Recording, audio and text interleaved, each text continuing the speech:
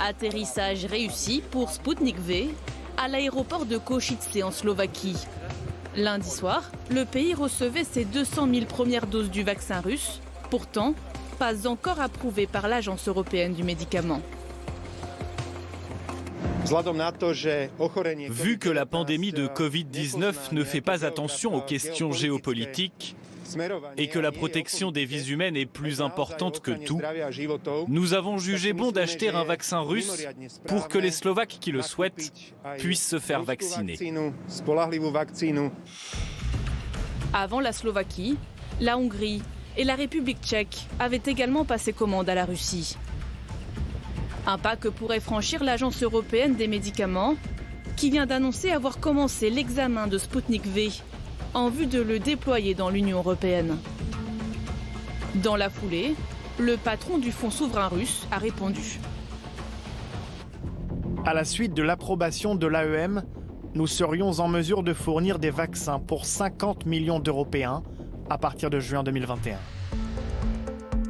L'Agence européenne du médicament se réunira également la semaine prochaine pour donner ou non son feu vert au vaccin de l'américain Johnson & Johnson.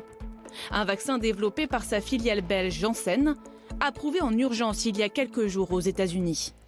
Il est très bon en ce qui concerne les exigences de la chaîne du froid.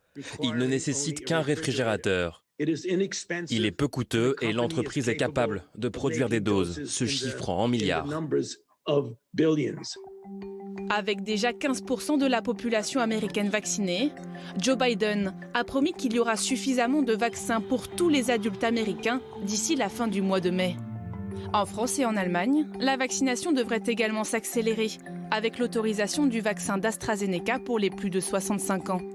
Un revirement suite à la publication de plusieurs études révélant que le vaccin britannique était plus efficace que prévu, notamment contre les formes graves.